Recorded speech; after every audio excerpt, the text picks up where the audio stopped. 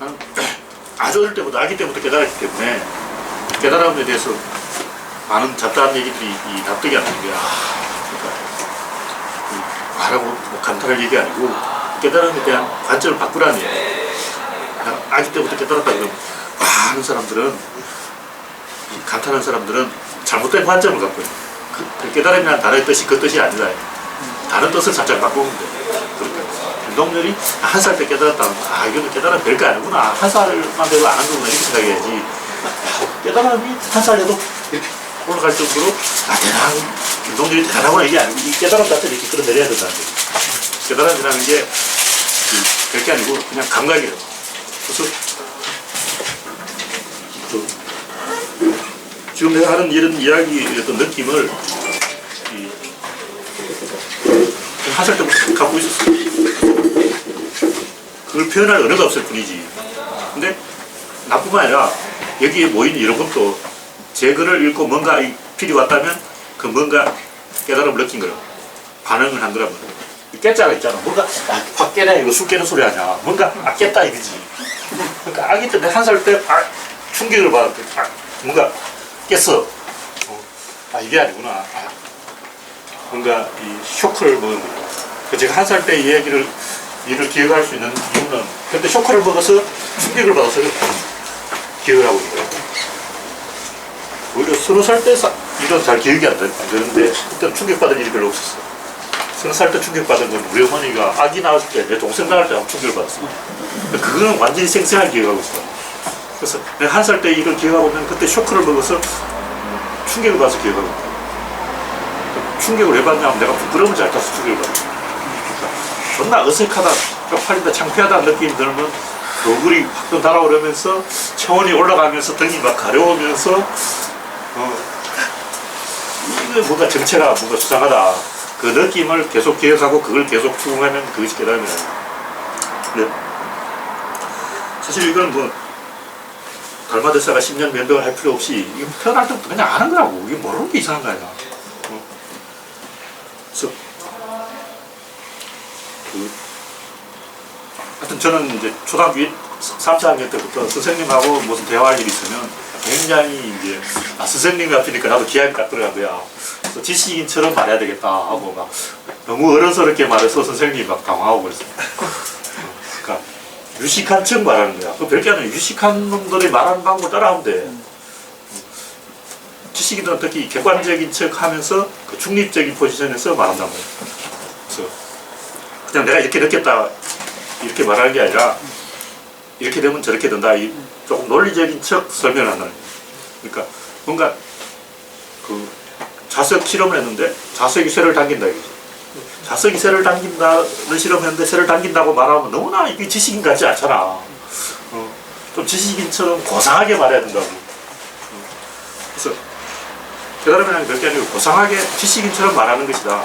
그래서 쉽게 말해놓은 거는 뭐가 잘 아니 성이 안 차지. 지구가 태양을 돈다. 이건 너무 쉽게 말했잖아.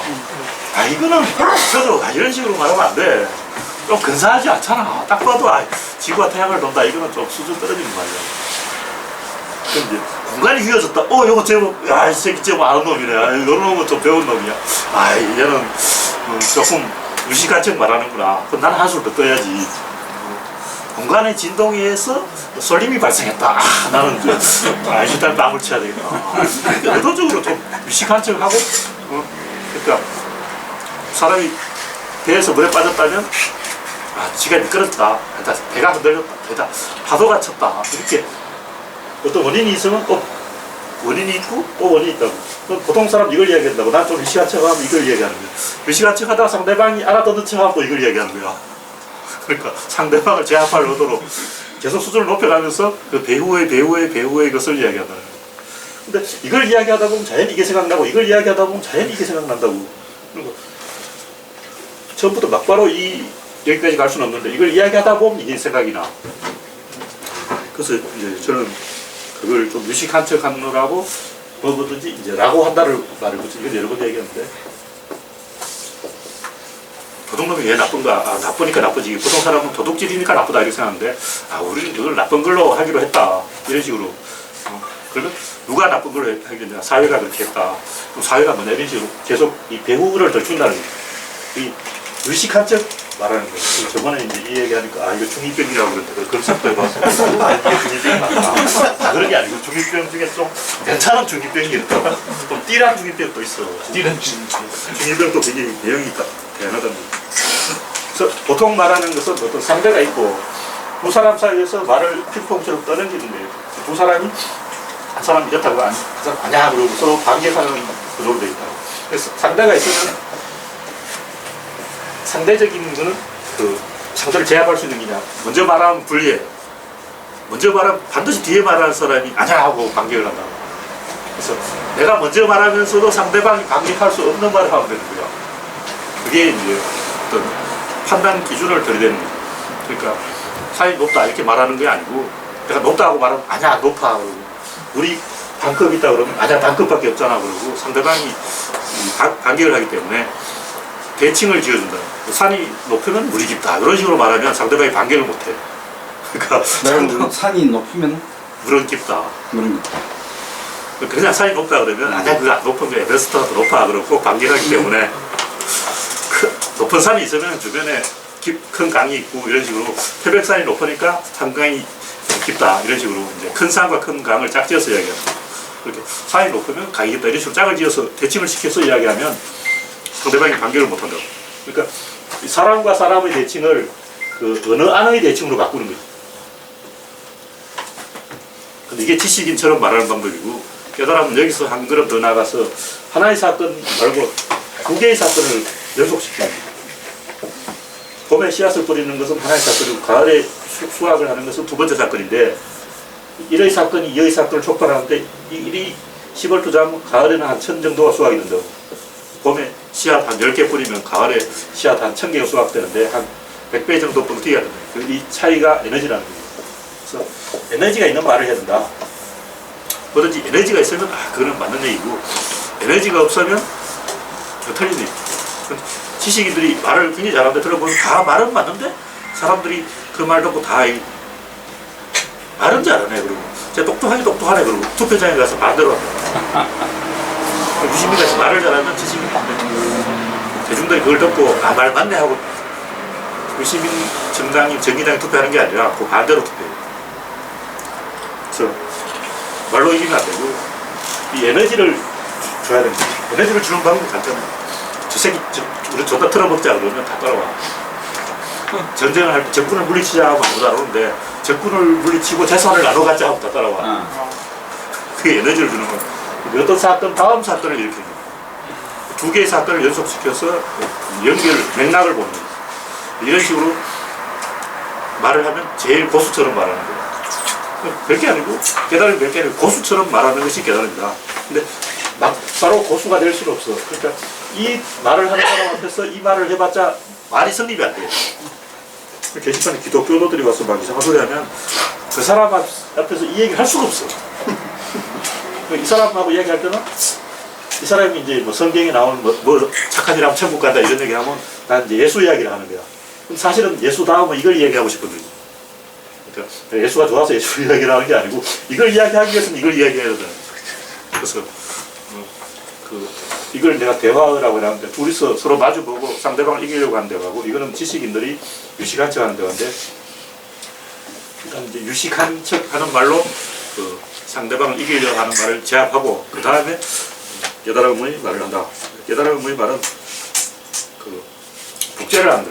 그러니까 소설이든 모든 이야기에는 어떤 발단부에서 두 사람이 만나 그리고 마지막에 또 두 사람이 만나 또 뭐 꼭 만나는 게 아니라 헤어지는 것도 있는데 어떤 접촉이 일어난다는 거죠.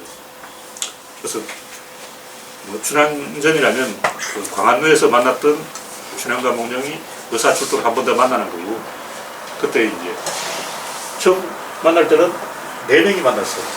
춘향과 몽룡이 있고 쌍자하고 양단이 있는 거야. 4명이 만났는데 의사출두 때는 수백 명, 수천 명의 군중들이 함께 만난 거야. 그러니까 4명에서 수천 명으로 뻥튀기가 된 거야. 그러니까 늘어났어요. 그만큼이 에너지라는 거죠. 그래서 삼국지도 처음에 도검결의에서 세 사람이 만나는데 나라를 건국할 때쯤 되면 굉장히 수많은 무리들과 함께하기 때문에 작은 만남이 더 큰 만남을 일으킨다. 파이를 키워가는 그것이 에너지고 이 에너지를 드러내는 것이 담론이다, 이야기다. 그 이야기를 할 수 있는 능력이 깨달음이다. 제대로 된 이야기를 하는 것이 깨달음이다. 그런 얘기고. 응? 인간의 언어 감각 안에 이 깨달음이 다 있다는 얘기는 이런 말을 해주면 다 알아듣는데 그걸 써먹지를 못할 뿐이야.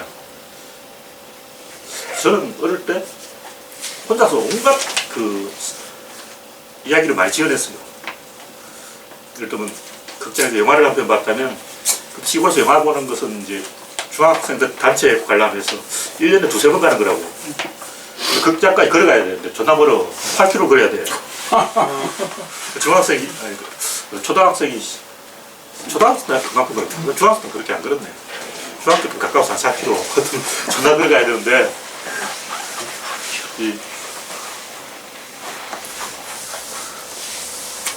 극장에 가는 거는 이제 1년에 몇 번 있는 일이기 때문에 그 한 번 극장에서 영화를 보고 오면 나 자신에게 영화 이야기를 한 100번쯤 해줘요. 영화 줄거리를 그때 다 외웠다고. 지금은 보고 극장 문 앞을 나서는 것과 동시에 다 까먹어. 처음 영화 봤을 때는 아직도 줄거리를 상당히 기억하고 있습니다. 근데 하여튼 내가 맨 처음 본 영화가 임권택 감독의 울지 않으리였다고. 그걸 내가 한 300번 나 자신에게 이야기해줬어. 그냥 내 동생한테 이야기해서 지겹다 도망가. 어떤 얘기 또 한다고. 그래서 그 이야기를 계속하면서 이런 생각을 훈련하는 거예요. 단서를 더 큰 이야기를 만들고 더 큰 이야기를 만들고 그래서 결론은 깨달음이라는 건 굉장히 많이 훈련되어야 제대로 써먹을 수 있다. 그냥 꼭 그렇게 이제 할 필요는 없고 그냥 단순히 알아채는 정도로만 하는 건 그냥 어느 감각만 있으면 된다. 깨닫는다는 게 뭐 어떤 사실을 깨닫는 게 아니라 메커니즘을 깨닫는다는 것이고 말을 잘한다. 한국말을 할 줄 아는 사람은 누구나 약간씩 다 깨달음을 쓰고 있다. 이미 쓰고 있는 거예요. 이미 이걸 다 쓰고 있어. 이 언어학자들이 거기다 이름을 안 붙여놨기 때문에 그냥 감으로 설정하는 거지 정확하게 모르는 거지. 근데 내가 조금 더 정확하게 한다는 거고.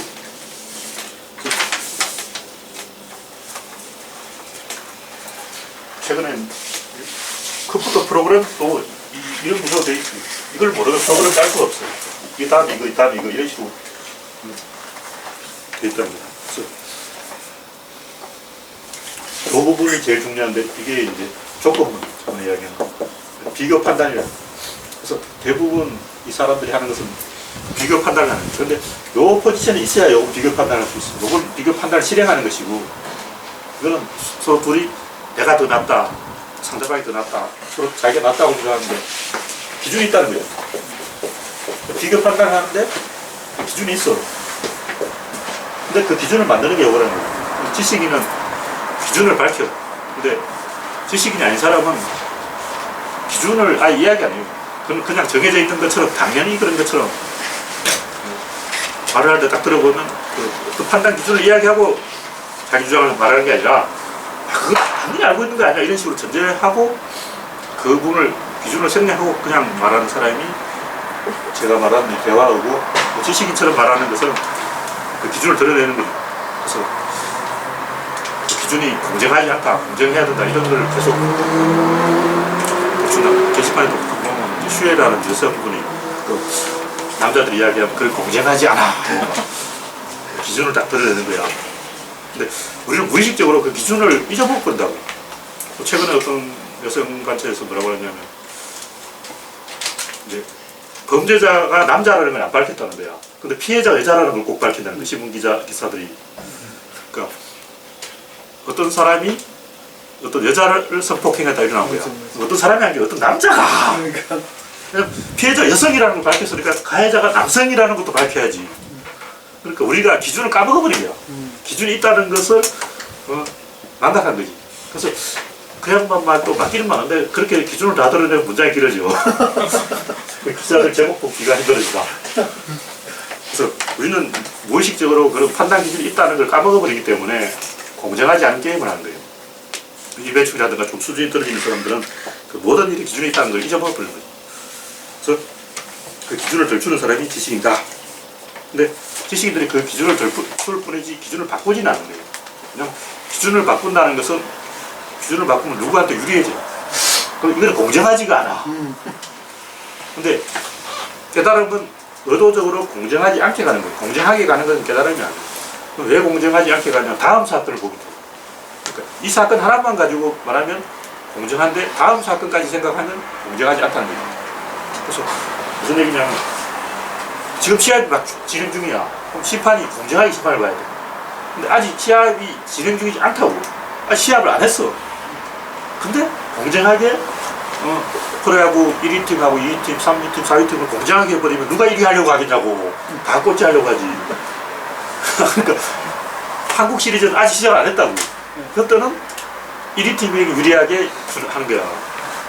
5위 팀은 굉장히 불리해. 5위 팀은 한 게임만 져도 탈락이야. 비겨도 탈락이야. 무조건 2게임 다 이겨야 5위 팀 올라가는 거야. 그래서 5위 팀에게 엄청 불리하게 지금 되어 있는데 서로 5위를 하겠다고 지금 내 팀이 경험을 하고 있어. 그래서 이렇게 불공정하게 룰을 짜는 것은 그렇게 해야만 흥행을 하니까 관객이 오니까 공정하게 하면 누가 관객이 프로야구 망하지. 그래서 애초에 이 의도를 가지고 전략을 가지고 불공정하게 하는 게 주최측이고 주최측은 항상 다음 게임을 생각한다는 거예요. 근데 이미 시합 중에 그렇게 하면 안 된다. 이미 시합 중일 때는 심판은 공정하게 기준대로 해야 돼. 그래서 선수 포지션에서 무조건 자기가 이기려고만 하는 게 아까 이 대화하고 공정하게 심판 노릇을 하려는 게 지식이고 깨달음은 다음 게임을 생각하고 의도적으로 불공정하게 하는 거예요. 저번에 이제 그림에도 나오는데 답이 있는데 키 큰 애는 이렇게 보고 키 작은 애는 사대를 줘야 돼. 그래야 공정하다고. 그러니까 다음 게임까지 기계적인 공정이 아니라 다음 게임 시합까지 생각하고 더 큰 단위의 맥락을 따라가는 공정을 추구하는 것이 깨달음이다. 깨달음은 2개의 사건을 연결시켜서 보는 것이다. 그 2개의 사건을 연결시킬 때는 항상 이걸 생각해야 돼. 다음 시합을 또 하려면 돈이 있어야 돼. 돈이 되자. 그게 뭐냐면 에너지라는 거야. 에너지의 관점에서 삶을 해야 된다. 항상 그렇다는 거야. 꼭 뭐 돈을 추구하는 게 아니라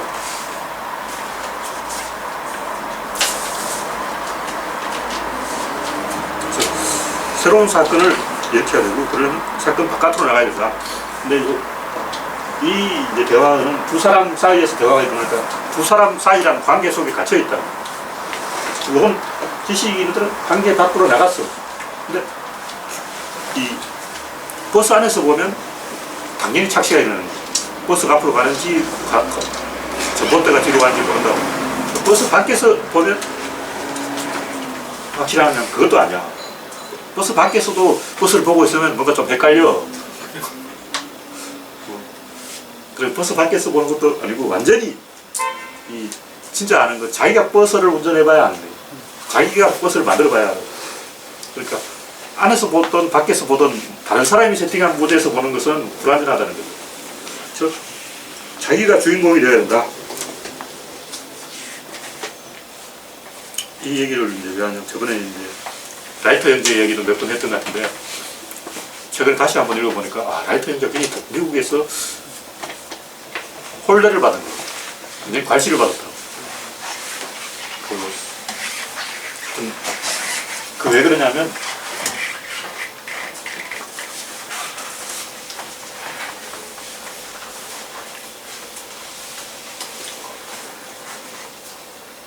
비행기 날개가 이렇게 되는데 양력을 유발하는 구조로 되어 있다고. 이렇게 이제 긴 막대처럼 되어 있다고. 근데 처음 이제 비행기를 만든 사람이 프랑스 사람이 만들었는데 전기기관을 이용해서 이 프로펠러 2개를 걸고 이렇게 날개를 붙였는데 새 날개 비슷하게 이렇게 놨어. 박쥐 날개처럼. 이런 날개를 만들어가지고 이런 식으로 날개를 풀어 끄는 건 아닌데 하여튼 날개 디자인이 이런 직선이 아니라는 거지. 그러니까 이런 그 이상한 날개가 돼 있어. 새 날개 비슷하게 해서 하여튼 날았대. 이게 날았는데 하여튼 제법 날았어. 한 지금까지 갔다고. 근데 프랑스뿐만 아니라 뭐 아르헨티나가 어디서도 만들었다고 그러고 러시아에도 사실 내가 먼저 만들었는데 그러고 중국 사람도 아이처전에 만들었어. 중국 사람들은. 우리나라도 이제 인민들한테 뭐 비차. 근데 그거는 뭐 열기구일 가능성이 많아요. 그래서 이러한 유체학을 이용한 게 랭글리 박사인데 이 양반이 서민 소년협회라는 걸 처음 만든 사람이고 이 양반이 너무나 영성을 갖고 있기 때문에 라이터 형제 같은 찌질한 애들이 만들었다는 걸 미국 사람이 용납할 수가 없는 거지. 그래서 랭글리 박사가 라이터 형제 비행기를 보더니 어이씨 내 거 훔쳤네. 날개가 내 거잖아. 그래서 라이터 형제가 한동안 인정을 못 받았어. 그래서 결국 라이터 형제는 프랑스에서 인정을 받아서 프랑스에서 최초의 비행기 공장이 만들어지고 유럽 모든 나라에서 막 명예 박사, 뭐 학자 대접을 받고 전문가 지식인 인정을 받았어. 자전거 가게가 아니라는 거지. 근데 미국에서는 전혀 인정을 못 받아가지고 2차 대전 끝나고 난 다음에 이제 그 플라이어 1호 라이터 형제가 처음 만든 비행기가 영국에 있던데 라이터 형제가 영국이 줘버렸어. 미국에서 전혀 인정을 못 받을 거고. 영국이 줘버렸는데 미국이 그걸 돌려달라 하니까 영국이 생각해서 니들 라이터 형제 처음 관시했잖아.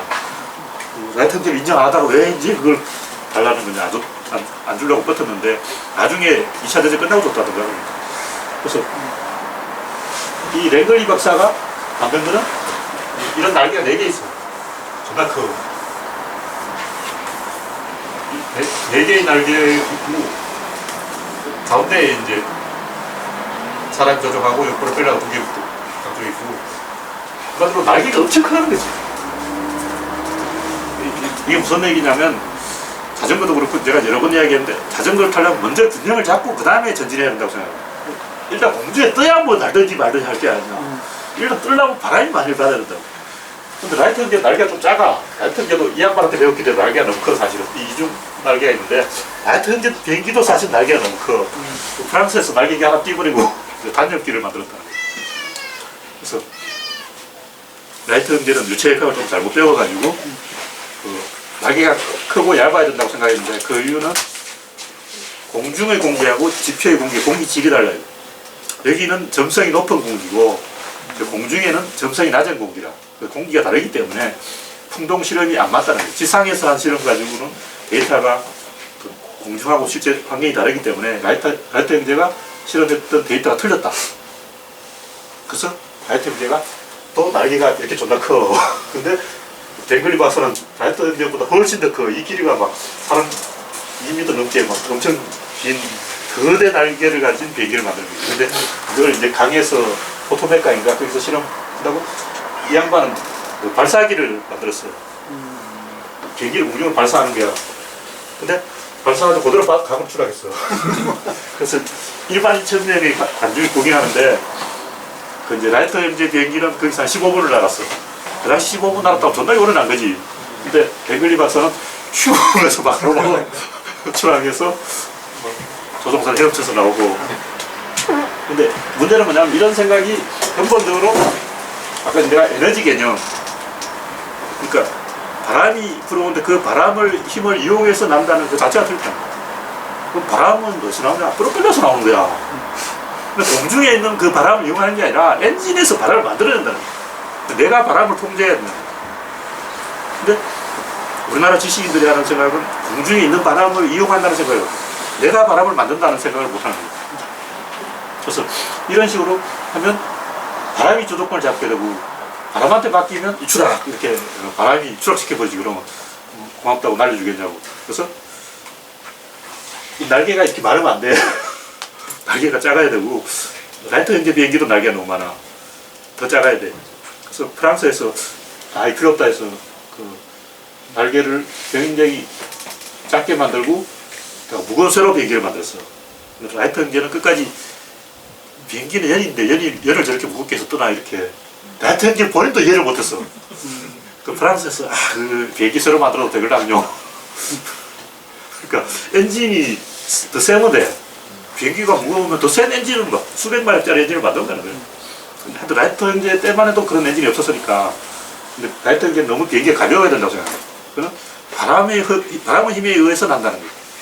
바람의 힘에 의해서 나는 게 아니고 프로펠러가 자기가 바람을 만들어낸다. 내가 바람을 만들어내는 거지 공중에 있는 자연 바람을 쓰는 것이 아니다. 이 가벌 관계 누가 갑이냐. 엔진이 갑이어야 된다. 그래서 제가 그 게시판 그 제목을 엔지니어와 과학의 대결에서 엔지니어가 이겼다. 엔지니어의 관점에서 봐야 된다. 엔지니어는 엔진을 자기가 갖고 있거든요. 바람을 자기가 갖고 있거든요. 그래서 지식인들의 태도가 자기 약자라고 생각합니다. 자기가 바람을 엔진을 갖고 있다 생각을 못하는 거죠. 그래서 팽이도 그렇고 팽이를 치면 사람들은 이렇게 팽이를 딱 세워놓고 돌리려고 그래요. 근데 존나 치면 돌아. 그러니까 일단 돌아야 돌다 보면 팽이가 바로 선다는 거죠. 그리고 헤엄을 칠 때도 일단 물에 뜨고 난 다음에 가는 게 아니라 가다 보면 떤다는 거예요. 무슨 얘기냐면 참새 거물이 있는데 거물이 이렇게 아주 가는 실로, 나이론 실로 돼 있어. 그 참새가 여기 딱 안 되면 다음날 아침까지 그게 붙어서 안 떨어지고 있어. 그러니까 참새잡이 아저씨가 마대를 이만한 거 갖고 와서 그냥 참새를 그냥 거물에 있는 걸 그냥 따서 담는 거야. 그 참새가 왜 거기 붙어 있냐면 점프를 해야 되는데 이게 출렁출렁 하니까 점프를 못 하는 거야. 점프하려고 이렇게 하고 출렁하거든. 그래서 점프를 못 해. 점프를 못 하니까 참새가 여기 붙어 있다고. 무슨 얘기냐면 우리는 날개의 힘으로 이렇게 날아온다고 생각하지만 참새는 일단 점프를 해서 공중에 뜬 다음에 나는 거지. 그러니까 제자리에서 달지 못하는 거지. 그래서 새들 다리가 길어서 다리 힘으로 이렇게 도약을 해서 공중에서 날개에서 난다는 거지. 근데 우리가 보통 비행기 만들려면 처음부터 날개 힘으로 날아올라가거든. 점프를 안 한다는 거지. 패러글라이딩은 점프를 하지 마. 그러니까 처음부터 공중에 몸을 띄워놓고 이야기를 시작해야 된다. 그래서 결국은 그냥 전체가 부분에 앞선다는 거예요. 항상 구조론 전체를 먼저 보는 것이다. 이런 관점을 얘기하는 것이고, 그리고 아까 내가 이야기한 5가지 뭐 동물어, 유아어, 대화어, 지식어, 깨달음 이렇게 5가지 구분해놓은 것도 결국 전체를 얘기해야 되는 거예요. 사건 전체를 얘기합니다. 사건 전체를 보는 것은 에너지가 있어야 사건 전체라는 거예요. 이 에너지가 없으면 사건 전체가 아니야. 그 에너지가 있기 위해서는 2개의 사건이 있어야 돼요. 2개의 사건이 하나의 사건으로 연결될 때 그것이 전체다. 그래서 비행기에서 2개의 사건은 뭐냐면 하나는 엔진이고 하나는 비행인데 엔진의 작동과 비행이라는 2개의 사건을 하나로 연결시킬 때 전체가 되는 것이고 이 전체를 먼저 시작해야 된다.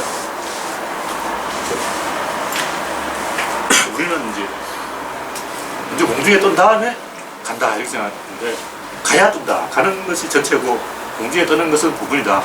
항상 전체를 보는 훈련을 해야 된다. 이런 얘기고. 그래서 최근에 이제 검색을 해보고 알게 된 게 미국의 제일 멍청한 대통령이 워런 하딩인가 하는 사람인데 1920년대 검주법 시대 대통령이 된 사람. 그래서 미국 국민들 상으로 여론조사하면 부시냐 워런 하딩이냐 하고 막 이야기하다가 결론은 워런 하딩. 그래서 부시는 조금 낫다. 그래서 미국 여론조사 1위 부시다. 아 워런 하딩이야 하다 결론 워런 하딩이 되는데 이 양반은 최악 중에 최악 중에 최악 중에 최악 대통령. 근데 이제 문제는 이 양반 시대에 검주법이 시행되면서 마피아가 전성기가 되고 알카포네가 다 먹었다는 거예요. 근데 문제는 이 검주법을 여자들이 주동했고 그 어떤 기독교에 미친 여자가 있었는데 나는 하나님의 불독개다. 막 이래서 나는 개야. 그러면서 양조장에 30번이나 도끼 들고 쳐들어서 양조장을 때려 부수다가 깜빵을 30번 갔다 온 사람인데 그 양반 사람이 자기가 하나님의 계시를 받았는데 술은 그 기독교 적이라고 막 주장한 거야. 근데 성경에 보면 예수님도 술 마시고 다 술 먹었어. 저기 포도주를 마셨다고.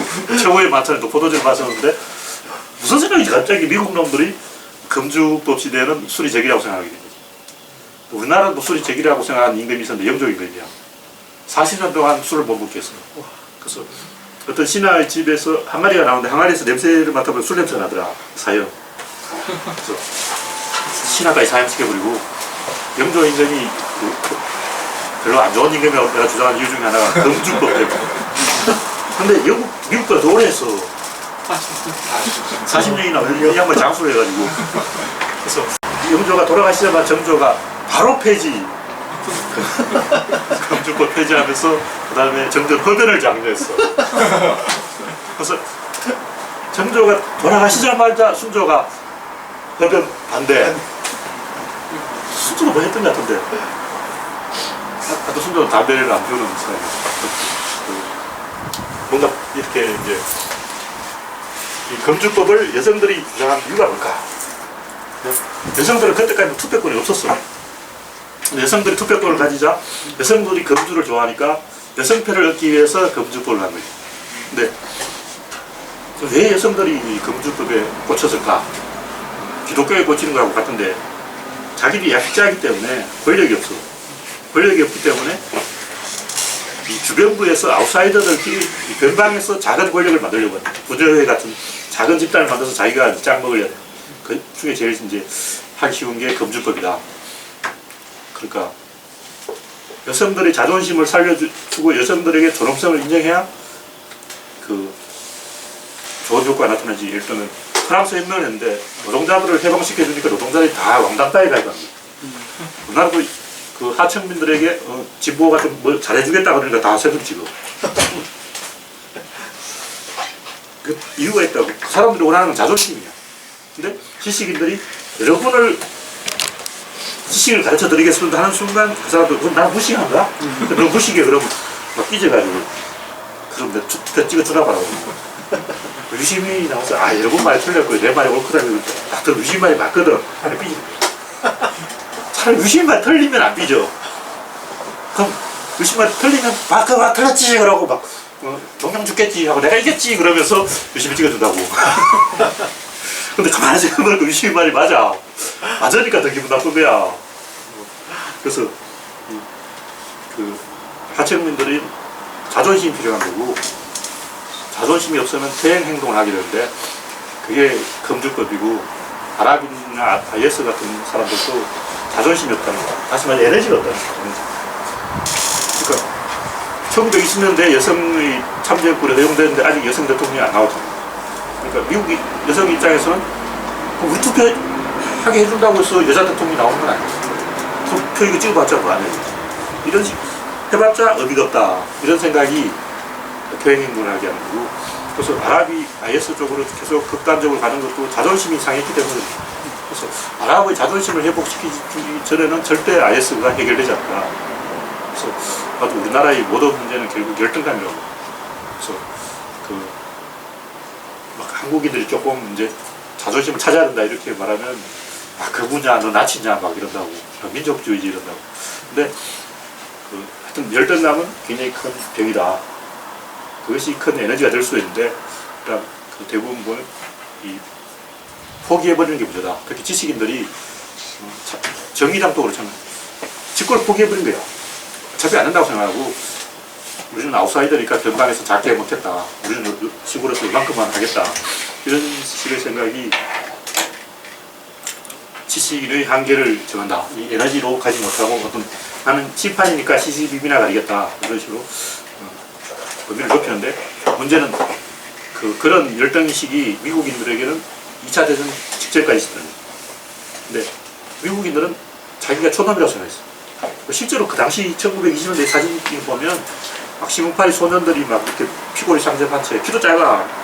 2차 대전 사진 보면 미국인들이 독일인보다 키가 작아. 미군이 작더라고. 그래서 얘들 못 먹었구나. 근데 2차 대전을 성전하면서 미국인들이 그럼 술 좀 마셔도 되네 하고 생각을 바뀐 거야. 그러니까 미국인들은 서로를 촌놈이라고 생각하고 쫄아 있었기 때문에 금주법 이런 걸 만들었다. 그래서 이 라이트 형제도 미국인들로부터 인정을 못 받은 게 미국인들이 스스로 자기를 촌놈이라고 생각했기 때문에 그런 열등감이 랭글리 박사에 대한 숭배로 나타나고 그 랭글리 박사를 숭배하는 마음에 이런 잘못된 보도를 저질렀다. 그래서 미국이 라이트 형제를 인정을 안 했다가 1955년에 처음 이제 라이트 형제 정기가 나왔는데 2차 대전 딱 이기니까 바로 테드를 바꿔서 라이트 형제 만세 그러고 라이트 형제는 미국인이지 우리 미국의 발표가 하고 180도 테드를 바꾸고 전쟁의 승리가 자존심을 살려줬기 때문이다. 그리고 제가 피아니스트한테 들은 얘기인데 미국에서 피아노를 전공한 여주사들이 굉장히 많은데 2차 대전 전까지는 자기가 미국 출신이라는 걸 감췄다는 거예요. 아, 러시아에서 왔어. 아, 나 방금 이민 왔는데 그러고, 아, 유럽에서 왔다 그러면 알아주고, 미국에서 피아노 배웠걸라고 하면 인정을 못 받는 거예요. 미국에 있는 사람이 무슨 피아노를 치냐 이러고, 아예 유럽에서 왔다 해야 인정을 하고, 미국 출신은 인정을 못 받는다. 최근에는 이제 인정을 받는 거지. 이게 얼마 안 됐다는 거예요.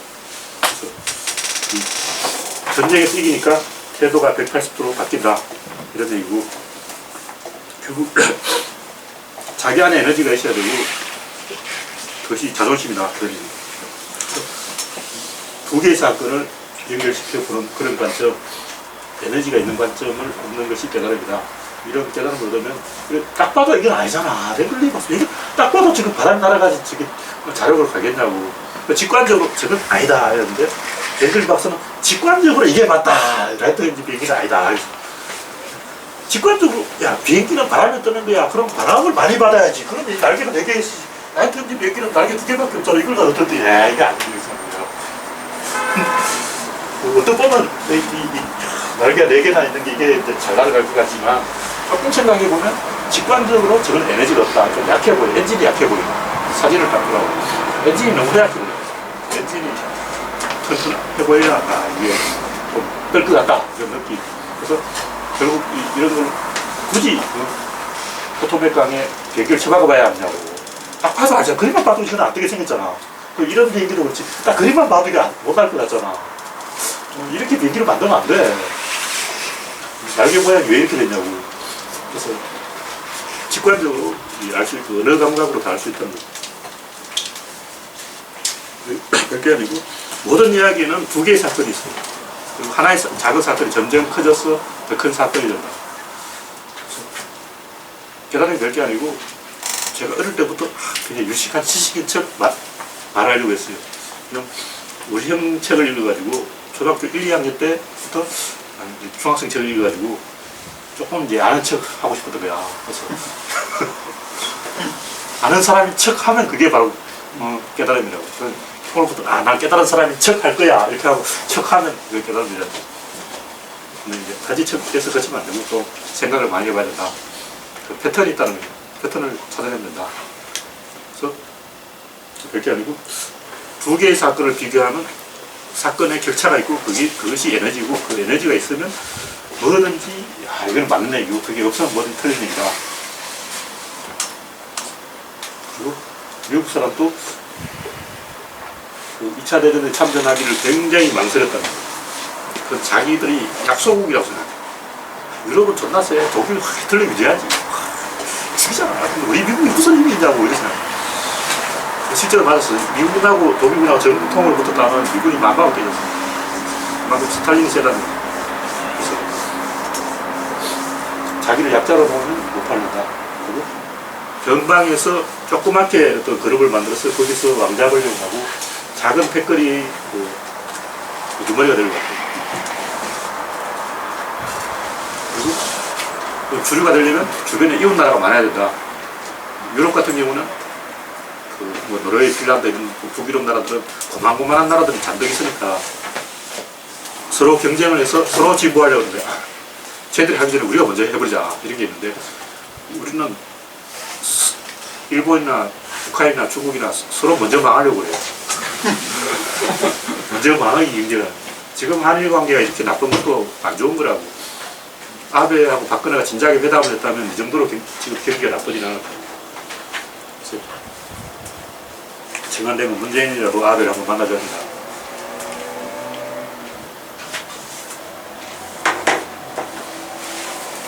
천하를 다 바꾸겠다는 야심을 안 가지면 뭐든지 안 되게 돼 있습니다. 십을 뿌려서 천을 얻을 생각을 해야 되는데 천을 생각 안 하면 아예 십을 못 얻는다. 삼국지에 보면 유비가 자기 부하 몇 명도 안 되는데 천하를 다 먹겠다 그럴까 봐. 저 새끼 웃기놈이야. 이러고 결국 아무도 안 따라오는 거야. 관우장비 2명밖에 안 왔어. 그때 조은까지 와가지고 3명, 부하 3명이네. 천하를 다 먹으려고 하는데 부하 3명밖에 없어. 그래서 막 고민하다가 제갈량을 데려와가지고 죽는데 제갈량이 유비 얘기를 들었고 이 새끼가 배속이 시커먼 게 야심이 있어. 이 새끼 진짜 천하를 먹으려고 하는 거야. 유비가 그때 제갈량을 설득한 게 나는 지금까지 예전의 사람들 모든 것을 조조하고 반대로만 했다. 근데 제갈량 그 얘기를 듣고 이 새끼 뭔가 아는 겁니다. 그때 조조가 제일 잘 나갈 텐데 나는 모든 것을 조조하고 완전히 180도로 반대로 했다고. 제갈량의 천하삼분지계보다 사실은 유비의 그런 이데올로기가 더 크더라고요. 근데 많은 사람들이 유비의 이데올로기 조조를 반대로 하겠다는 그 깃발 잘 모르고 제갈량의 천하삼분지계 때문에 유비가 좀 먹었잖아 이렇게 생각한다고. 근데 천하삼분지계라는 것은 제갈량 아이디어도 아니고 원래 그 지식인들 사이에 떠돌던 이야기고 제갈량 아니라도 그 얘기 누가 다 하고 있었어. 그냥 성권도 그런 얘기 한 적이 있다니까. 천하삼분지계는 제갈량 아이디어라는 것은 그냥 소설 같은 게 한 게 있고 뭐 제갈량 아이디어라고 볼 수도 있는데 사실은 누구나 다 생각하고 있던 아이디어였다. 그리고 사실은 송권이 먼저 경주를 먹고 그 촉으로 들어가려고 했어. 천하삼분은 송권이 먼저 시도했어. 근데 유비가 이념을 딱 제시해서 난 뭐든 조조 반대로 한 사람이다. 그러니까 이거 먹히는 이념이다. 제갈량이 알아본 거야. 제갈량이 유비가 제갈량을 알아본 게 아니고 제갈량이 유비를 알아봤어. 유비의 이데올로기 이걸 먹히는 이데올로기다. 이 새끼는 진짜 끝까지 갈 놈이다. 그래서 막 지식인들이 들어서 내가 유비를 한번 맞아봐. 저 새끼 보통 일이 아니다. 진짜 욕심 많은 놈이다. 욕심이 많고 있어. 그 얘기가 막 소문이 나서 제주 있는 사람들이 다 유비한테 붙었다. 그래서 유비가 단번에 커버렸다는 거야. 그래서 유비는 자기 명성을 이용해서 그런 식으로 그 명성을 키운 건 이념이다. 근데 천하를 다 먹겠다고 하니까 천하의 3분의 1을 먹었어. 사실 3분의 1까지 한 5분의 1 정도인데 근데 이제 세월이 흐르다 보니까 총나라에 사는 사람들도 살만해진 거야. 야, 천하를 다 먹을 필요가 뭐냐. 우리 총만 먹어도 되는데 이렇게 생각하는 순간 망한다는 거야. 그래서 부분을 먹으려고 하면 100% 부분이고 천하를 다 먹으려고 하면 부분을 먹어. 천하의 꼬박이 천하를 먹어야 천하를 먹는 거야. 진시황처럼 천하를 다 먹고 또 한 천하 더 먹어야 돼요. 그래서 풍신수기도 그걸 좀 알았던 것 같아요. 그래서 조선을 먹는 게 목적이 아니다. 중국을 먹는 거 그것도 아니다. 사실은 인도를 먹겠다. 진짜 가리 큰 놈이야. 그럼 내가 인도 먹어야 되나? 유럽까지 먹어야지. 네. 그때는 중국, 인도, 일본 이걸 삼국이라고 해서 삼국이란 말을 일본은 세계라는 뜻으로 썼기 때문에 천하라는 말은 일본에 없었고 삼국이라고 했어요. 그래서 풍수기 중국, 일본, 인도 삼국을 다 먹겠다 이렇게 말하고 이제 조선을 쳐는 거야. 그래서 조선을 부산에서 마산까지 먹었어. 실제로는 함경도까지 가긴 했는데 실제로 점령한 것은 부산에서 마산까지 7년간 점령. 그러니까 천하를 다 먹겠다고 생각해야 조금 먹어요. 다음 단계에 그 얘기 있습니다. 두 개의 사건을 일으켜요. 한 개의 사건에서 답을 찾으려면 100% 실패. 그래서 두 개의 사건이죠. 여기까지. 질문하실 거 있으면.